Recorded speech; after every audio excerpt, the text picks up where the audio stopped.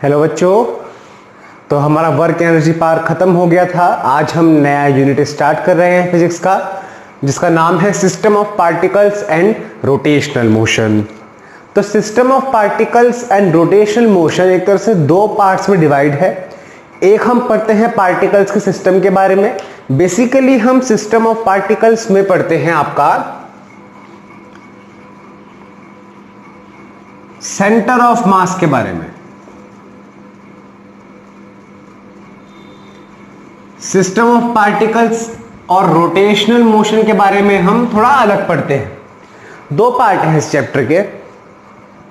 तो पार्टिकल्स में जब बहुत सारा एक सिस्टम होता है, सिस्टम क्या होता है जिसके अंदर बहुत सारे पार्टिकल्स हों।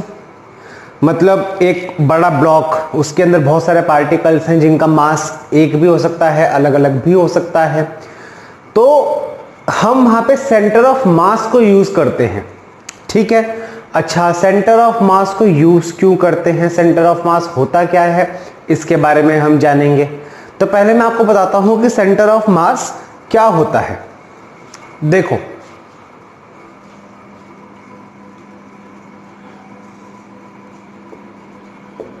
Centre of mass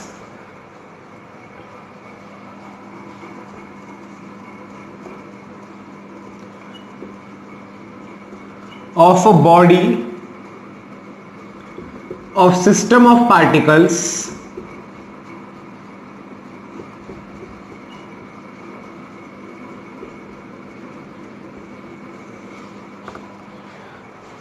center of mass of a body of a system of particles is the point in the system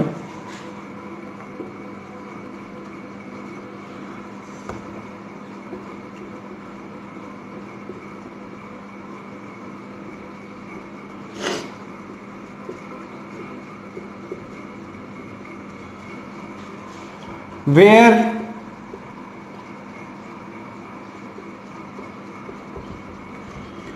whole mass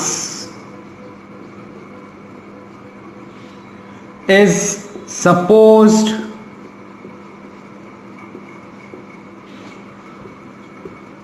to be concentrated.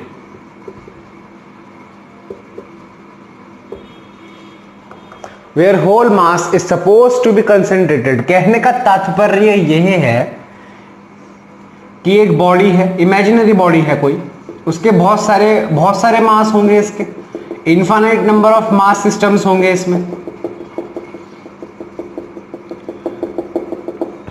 हमें इस बॉडी का मोशन स्टडी करनी है।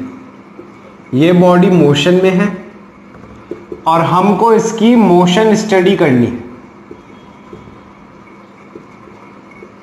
तो कायदे से अगर देखा जाए बच्चों, तो मोशन स्टडी करने के लिए हम क्या करेंगे, m1 मास की स्टडी करेंगे, m2 की करेंगे, m3 की करेंगे, m4 की, m5 की, ऐसे करते करते m इंफिनिटी।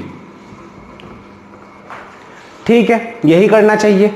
या फिर हम क्या करते हैं, हमने मान लिया कि इसका मास कंसंट्रेटेड है। अच्छा, सेंटर ऑफ मास यूनिफॉर्म से इस तरह से रॉड हो गई, इनका बीच में लाया करता है, बिल्कुल जो बिल्कुल यूनिफॉर्म है।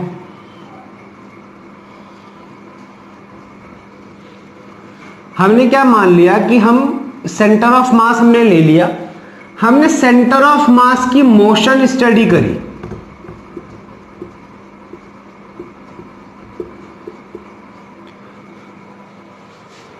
हमने सेंटर ऑफ मास की मोशन स्टडी करी। हमने क्या किया, बॉडी पे लग रहे सारे फोर्सेस को कलेक्ट करा।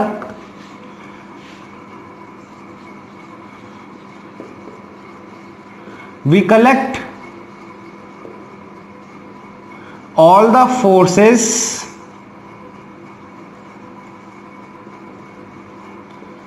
acting on center of mass, and then we study the motion of center of mass।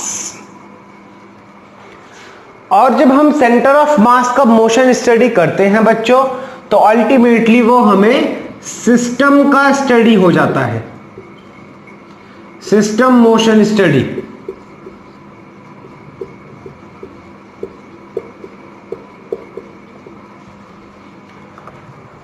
क्योंकि अभी आपको बहुत इजी लग रहा होगा कि भाई लीनियर मोशन है, तो लीनियर मोशन में तो हम वैसे भी ऐसे ही स्टडी करते हैं। मैं आपको बताता हूं, देखो एक रॉड है,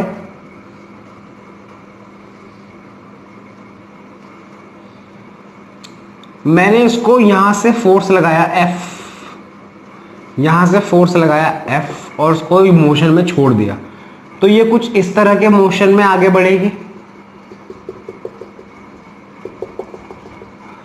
मतलब मैं क्या कहना चाह रहा हूं, देखो ये एक रॉड है और मैंने इसको ऐसे घुमा के छोड़ दिया ऐसे, तो ये ऐसे आगे जाएगी। तो इस पार्टिकल का मोशन अलग, इसका अलग, इसका अलग, इसका अलग, इसका अलग, इसका अलग, सब पार्टिकल्स का मोशन अलग होगा। तो इस केस में हम क्या करेंगे, इस केस में सेंटर ऑफ मास बहुत काम आता है। यहां पे हम सेंटर ऑफ मास की मोशन स्टडी करेंगे बच्चों।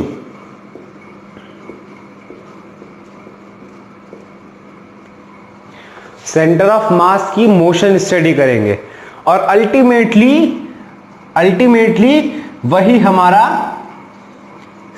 पूरे सिस्टम का मोशन स्टडी हो जाएगा।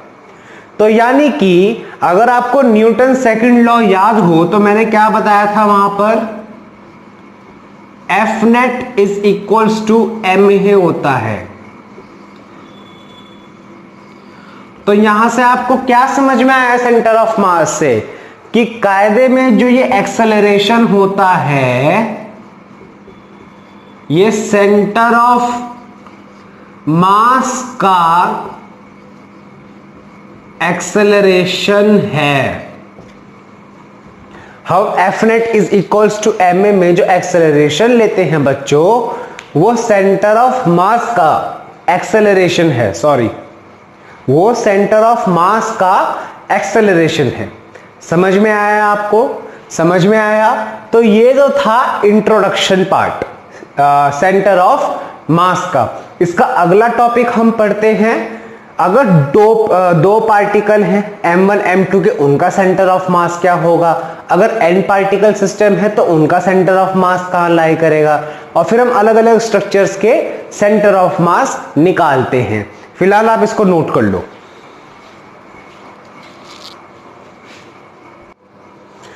तो बच्चों हेडिंग डालते हैं हम, centre of mass of two particle system.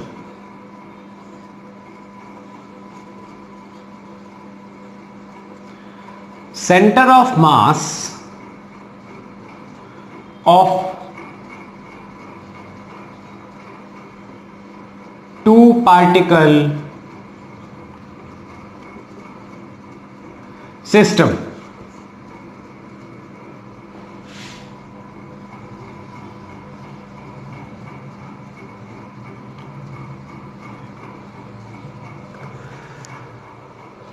Plane है एक, उस पे दो पार्टिकल है, एक m1 पार्टिकल है,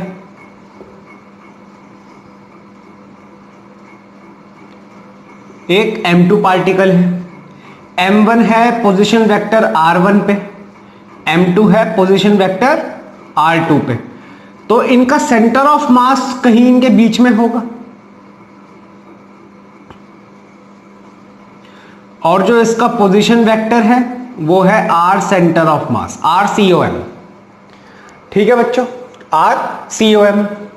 तो जो टू पार्टिकल सिस्टम में हमारा आता है सेंटर ऑफ मास की पोजीशन, उसका फॉर्मूला है m1 r1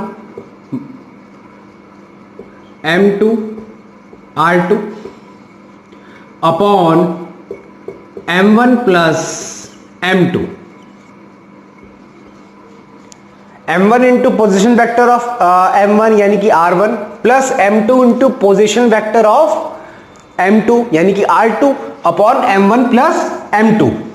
अब जाहिर सी बात है r1 vector x y z coordinates मिला के जो एक पॉइंट कोऑर्डिनेट होता है उसको हम ओरिजिन के रिस्पेक्ट में बोलते हैं, तो उसको हम पोजीशन वेक्टर बोलते हैं, इसलिए मैंने यहां r1 लिया है।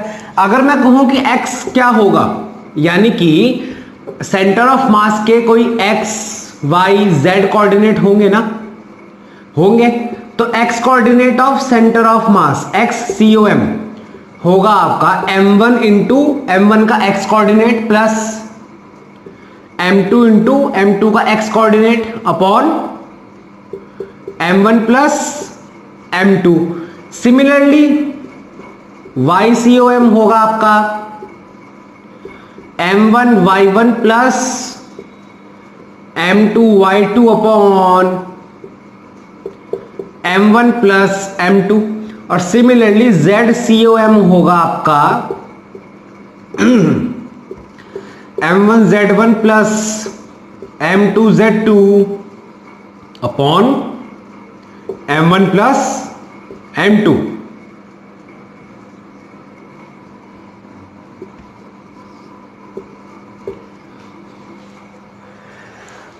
x coordinate of centre of mass m1 x1 plus m2 x2 upon m1 plus m2। YCOM हो गया हमारा m1 y1 plus m2 y2 upon m1 plus m2। ZCOM हो गया हमारा m1 z1 plus m2 z2 upon m1 plus m2। तो ये equation आती है हमारी जब टू पार्टिकल सिस्टम हो। बात आती है कि सर n पार्टिकल सिस्टम में क्या होगा।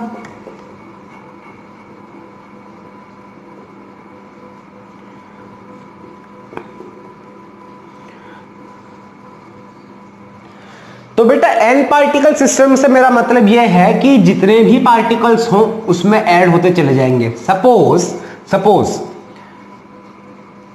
n पार्टिकल्स हैं जिनका मास वेरी कर रहा है m1 m2 m3 m4 m5 m6 से लेके mn तक, और position vector r1 r2 r3 r4 से लेके rn तक, सो ऑन वाली बात है। तो वहां पे क्या होगा, r centre of mass m1 r1 plus m2 r2 plus dot dot dot mn rn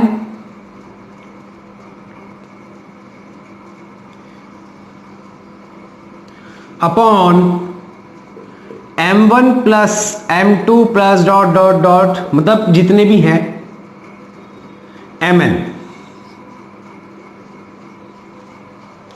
similarly XCOM YCOM ZCOM में होगा, यानी कि XCOM में m1 x1 plus m2 x2 plus m3 x3 plus so on mn xn। YCOM में m1 y1 m2 y2 m3 y3 so on up to mn yn। Similarly ZCOM में होगा। समझ में आया सेंटर ऑफ मास कैसे निकलता है सिस्टम ऑफ पार्टिकल्स का। नोट कर लो इसको।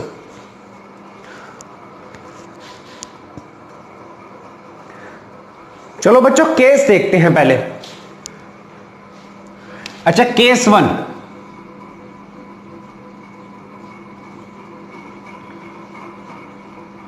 m1 is equals to m2 is equals to m। अगर दो पार्टिकल का सिस्टम है बच्चों और उसमें दोनों मास इक्वल हो जाएं बच्चों, तो RCOM क्या होगा प्यारे बच्चों, mr1 plus mr2 upon m1 plus m plus m। तो ये आ गया, m कॉमन लिया मैंने, r1 plus r2 upon 2m, m से m मर गया,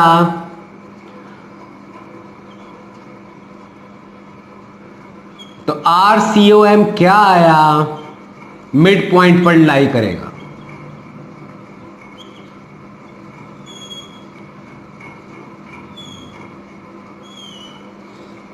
यानी कि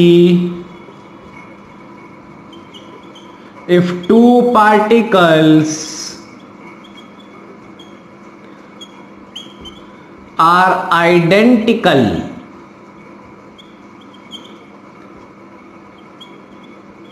then center of mass lies at midpoint. Center of mass lies at midpoint. ठीक है बच्चों। अच्छा, दूसरा केस देखते हैं। What if center of mass lies at origin? तो क्या होगा? RCOM हमारा 0 हो जाएगा, क्योंकि ओरिजिन पे x कोऑर्डिनेट भी 0 बच्चों, y कोऑर्डिनेट भी 0 बच्चों, z कोऑर्डिनेट भी 0। तो हम यहां पे क्या पाएंगे कि M1R1 plus M2R2 is equals to 0। यही निकलेगा अल्टीमेटली। तो M1R1 is equals to minus of M2R2।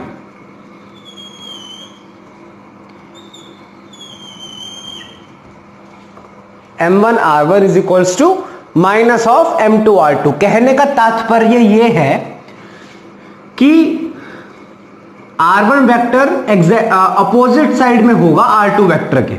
अगर R1 इस साइड है वेक्टर तो R2 इस साइड होगा, क्योंकि सेंटर ऑफ मास तो बीच में लाई कर रहा है और ये ओरिजिन है। अच्छा बच्चों देखो, ये वाला केस अगर यहां पर आ जाए कि M1 is equals to M2 हो जाए, if M1 is equals to M2 is equals to M, then R1 जो होगा एग्जैक्टली इक्वल एंड अपोजिट होगा R2 के। Vector R1 will be equal and opposite to vector R2। Sorry, यहां पर negative आना था। R1 is equals to minus R2।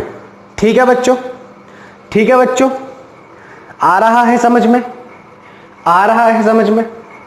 अच्छा, R1 upon R2 क्या होता है? मैग्नीट्यूड वाइज अगर हम देखें तो R1 अपॉन R2 क्या होता है? R1 अपॉन R2 होता है हमारा M2 upon M1, M2 upon N1। ठीक है, तो देखो अगर M2 M1 से बड़ा है तो R1 अपॉन R2 1 से बड़ा हो जाएगा। M2 ग्रेटर देन अगर M1 है तो R1 upon R2 greater than 1 हो जाएगा, यानी कि R1 ग्रेटर देन R2 हो जाएगा। R1 ग्रेटर देन R2 हो जाएगा। तो कहने का मतलब मेरा क्या है, कैसे बताऊं, यहां बताता हूं कि ये M1 है, ये M2 है, ये सेंटर ऑफ मास है। तो सेंटर ऑफ मास M1 का डिस्टेंस ये R1 हो गया, ये R2 हो गया। तो हम यहां से क्या कह सकते हैं, R1 ग्रेटर देन R2 है जब M2 ग्रेटर देन M1 है, कि centre of mass lies towards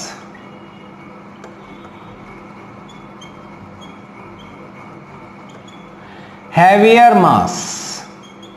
इन दोनों पार्टिकल का सेंटर ऑफ मास इन दोनों के बीच में लाई करेगा, लेकिन वो थोड़ा सा शिफ्ट रहेगा M2 की तरफ जो हैवी मास है, यानी कि सेंटर ऑफ मास हैवी मास की तरफ शिफ्ट होता है थोड़ा सा। ठीक है, ये सब नोट कर लो।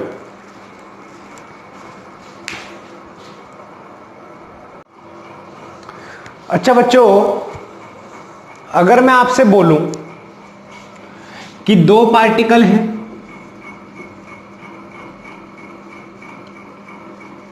एक पार्टिकल है, चलो छोड़ो,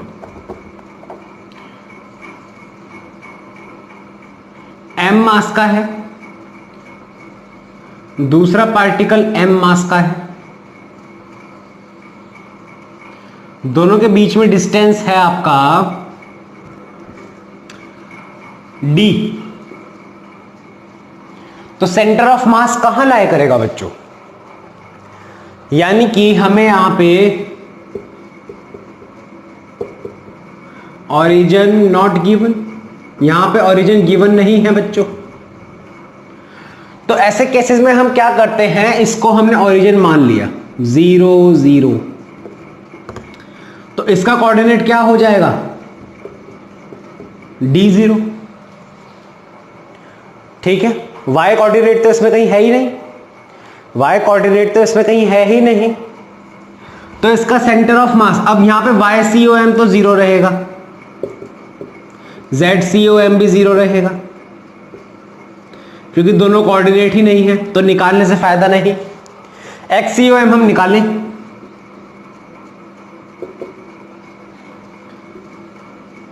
m इंटू x1, x1 क्या है 0, plus m into x2, x2 क्या है d, upon m plus m क्या आया md अपॉन 2m d/2, यानी कि बिल्कुल बीच में लाया करेगा सेंटर ऑफ मास। और ऐसा मैंने कहा भी था, जब दो आइडेंटिकल मास हो तो बिल्कुल सेंटर में आपका लाया करता है सेंटर ऑफ मास। जब दो आइडेंटिकल मास हो तो बिल्कुल सेंटर में लाया करता है सेंटर ऑफ मास। यहां से प्रूफ भी हो गया। ठीक है, ठीक है। अब एक न्यूमेरिकल देखें, यही इमेजिन कर लो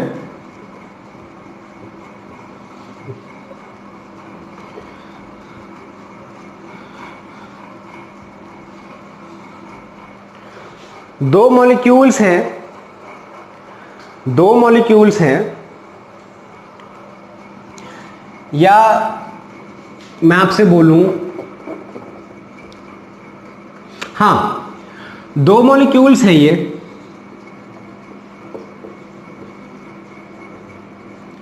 एक पर्टिकुलर गैस के, एक का मास m है बच्चों, दूसरे का मास 4m है बच्चों, दूसरे का मास 4m है बच्चों। अच्छा, मैं आपको एक चीज बतानी भूल गया, पिछले क्वेश्चन में जो d/2 आया था बच्चों, वो डिस्टेंस होता है सेंटर ऑफ मास का फ्रॉम ओरिजिन।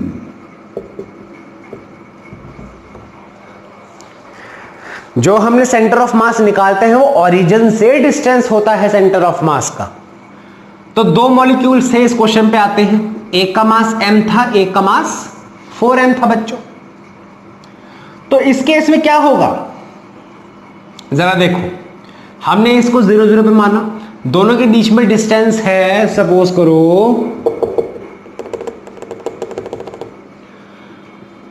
2 आर्मस्ट्रॉन्ग का। आर्मस्ट्रॉन्ग तो पढ़ा होगा ना एटॉमिक स्ट्रक्चर में, ठीक है। तो इनका सेंटर ऑफ मास कहां लाया करेगा बच्चों? अब जाहिर सी बात है, यहां पे हम एक्स एक्सिस की बात कर रहे हैं, तो इसका कोऑर्डिनेट क्या हो जाएगा 2, 0, 2 आर्मस्ट्रॉन्ग है कॉमा 0। तो XCOM की अगर मैं बात करूं यहां पर, तो m into 0 plus 4m into 2 upon m plus m क्या आया 8m अपॉन 2m, m से m गया, ये आया हमारा 4 आर्मस्ट्रॉन्ग। ये आया हमारा 4 आर्मस्ट्रॉन्ग, ये आया हमारा 4 आर्मस्ट्रॉन्ग। अब ये 4 आर्मस्ट्रॉन्ग लाए कहां करेगा बच्चों? ये ओरिजिन से 4 है। ये एक काम करो, हमने थोड़ा ज्यादा ही बड़ा मास ले लिया, हम 2m मान लेते हैं। हम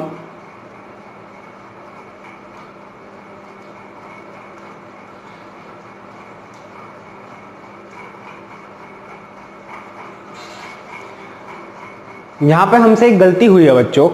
क्या गलती हुई है आप बताओ? यहां हमसे ये गलती हुई है बच्चों कि हमने नीचे m प्लस एम ले लिया, ये m प्लस 4m था, ये m प्लस 4m था, ये मुझसे गलती हुई है। मैं सोच रहा था कि सेंटर ऑफ मास बाहर क्यों जा रहा है। तो ये हुआ हमारा 8m upon m plus 4m 5, ठीक है। तो ये आया हमारा 8 अपॉन 5, डेट विल बी 1.6 शायद, हाँ। तो x COM का कोऑर्डिनेट हमारा है 1.6। 1.6 कहां लाया करेगा, जरा देखो ध्यान से, इन दोनों के बीच का डिस्टेंस था हमारा 2 आर्मस्ट्रॉन्ग और 1.6 आधा हो गया 1, और इसका भी आधा लगभग यहां मान ले 1.6, यह है हमारा RCOM। और मैंने आपको क्या बताया था कि centre of mass lies towards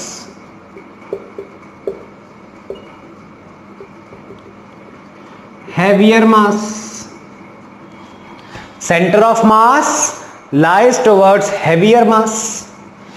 अब आप देखो यहां से इसका डिस्टेंस है 1.6, तो यहां से डिस्टेंस हुआ 0.4, तो यानी कि 4m की तरफ झुक रहा है, ये 4m की तरफ झुक रहा है, उसकी तरफ शिफ्ट हो रहा है। तो हमारी ये बात बिल्कुल सही प्रूव हो रही है, क्वेश्चन के थ्रू भी प्रूव हो रही है। हमने क्या पढ़ा था कि centre of mass lies towards heavier object, और इस केस में भी यही हो रहा है। ये ऑब्जेक्ट लाइट है, ये हैवी है, हमारा सेंटर ऑफ मास शिफ्ट कर गया हेवियर ऑब्जेक्ट की तरफ। तो बच्चों ये एक थोड़ा सा बेसिक कॉन्सेप्ट था। अगले लेक्चर में हम पढ़ेंगे थोड़ा सा फिगर ट्रायंगल का सेंटर ऑफ मास या फिर स्क्वायर का centre of mass, T structure, थोड़े डिफरेंट स्ट्रक्चर्स के सेंटर ऑफ मास के बारे में हम पढ़ेंगे। और तब तक के लिए अपना ध्यान रखिए। Thank you.